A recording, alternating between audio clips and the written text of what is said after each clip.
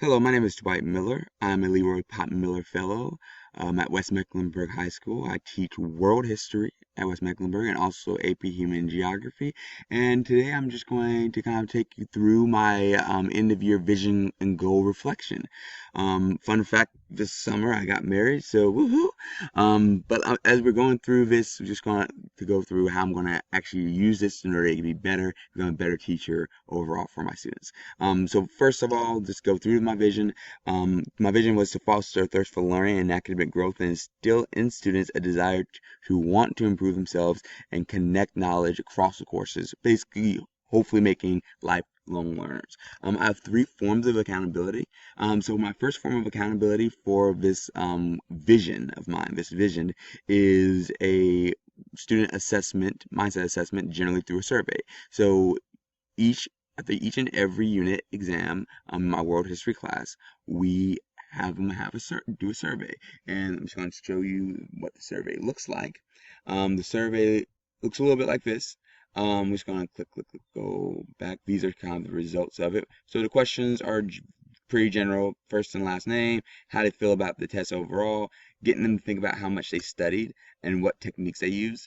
This is throughout the year. This is a powerful instrument because then I can kind of see overall trends of what's happening for my students and how they're changing their habits. Along with that, each and every time they kind of go through, prepare about how you prepare they felt about tests, and overall, what can I do in order to help them be better at their being a student, and what can I do to support them. Generally, I get things like, talk a little bit slower, give us more study techniques. So this is kind of helping me help them become better learners overall throughout the course. Our second form of accountability for AP students, I didn't do an individual survey. What I did is I was able to, let me just click that way. I was able to do town hall meetings. So for instance, and you can kind of see an example of this, a town hall meeting. Click. There we go. So, for instance, I have for this was a town hall that was for Unit 2. And the town hall procedures usually say, hey, I'm listening. It usually has like 10 minutes. It's a little bit less quantitatively driven, but I felt like this is a way to kind of create more communal feel for my AP Human Geography course, especially since I was doing this first time we were doing it at West Meck, so I kind of wanted it to be their course with me kind of leading from the back instead of leading from the front and kind of telling them they're going to do this, we're going to do this. I'm kind of having them have their own feedback and letting them feel their own agency. So this hopefully help them motivate themselves into becoming better learners, help them see the connectedness. And along with that, my AP students, I gave them an end of year survey. I'm not gonna go through that survey because the survey is around 40 questions.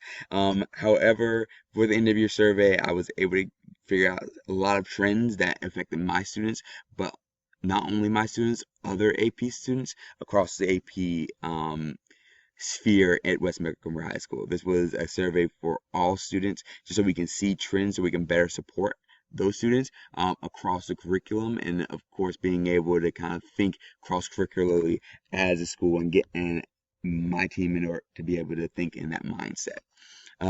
Now for our quantitative goals have, and actually let me just go through and kind of show you a little bit of it because I have it pulled up right here. Just going back to the advanced placement survey. So it's just general questions overall, but demographic questions, kind of hopefully being able to see some trends within that and be able to get the results. I'm going to share a little bit of those results later on in this screencast. Now, as far as quantitative goals, so for quantitative goals, my quantitative goals were two prog, one for world history, one for AP Human Geography. For world history, my goal was to have 80% of students have 80% mastery of content, and be able to kind of have them use that in order to fulfill my vision of being lifetime learners. All right, so our first form of accountability was the North Carolina final exam. So when it comes to, sorry about that, when it comes to the North Carolina final exam, at the end of the school year, 85% of my students took the exam, and 89% of them actually passed it. Now, when we look into the actual goal itself, look here, 27% actually got an 80% or above. So we fall well short of our goal. However, this is improved from last semester, from last year, when I had around about 20% of my students make 80% or above. So we're still, having those kind of, very, very passionate goals, and very much having those high standards. But as far as 80%, 80% at 80% mastery being a SMART goal, I don't really see it meriting that. But it is a very ambitious goal. I like ambition over being smart. 100% all the time. As far as Mastery Connect data, Mastery Connect data was kind of measure their accountability. It kind of helped us as a PLC be able to plan best for our world history students. And this is, of course, for the world history students. Now, upon reflection on the Mastery Connect data, I would say that the students did not reach their goal of 80% mastery of standards. However, there is some other things that I noticed as far as trends that I'm probably proud of. So overall, if we were to look at the first assessment, Unit 1 assessment was the non-cumulative assessment because it's the first unit. After Unit 2, this one, the interim assessment 1, is their Unit 2 assessment, and this is a culmination of all the content. So we see here from 57% is our starting. Once we get into cumulative exams, this goes on a steady increase throughout the semester. So this is kind of where we want them to be, right? We want them to be growing constantly and like having that growth. And we're going to actually be able to see where our growth numbers are once we get into the EVAS scores, which will come in October. Now, along with that, there was also a lot of problems concerning attendance. I did have a lot of shifting around, and I did lose a lot of students just due to transients. And also gain some students due to them changing. So as far as being able to hold them accountable and seeing actual growth, we're not going to really know that until the EVAS data come back in October. So stay tuned for that, and hopefully we'll be able to do a little EVAS reflection as a fellowship, maybe. Now, the third form of accountability for the quantitative goals was for the AP students in their AP exams. I measured it was about 30% of students actually made at least a 3 or 4. So we can kind of see here, 30 students took the exam totally. Our average score was a 2.03. But along with that, you can see that I had two students who make 5s, I had 1 student make a 4, and I had 3 students make 7s. 14 students made 1s. A lot of this had to do with the fact that some of those students, so I have a few students who didn't actually make it to the AP exam, which kind of was a bummer. But this is a good starting point for me personally, because this was my first year. And I did base my goal on the national average. However, approximately, I think some ways of improving would ultimately being able to kind of tighten up what's happening in my classroom.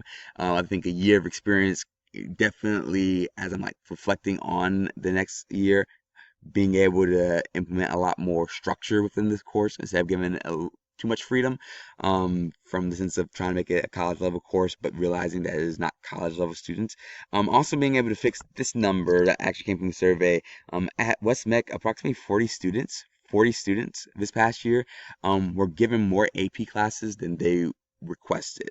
And I think that fixing that number will trickle down and help across the board AP scores at West Meck, because not this past year, but the previous year, 8% of students passed a single AP exam.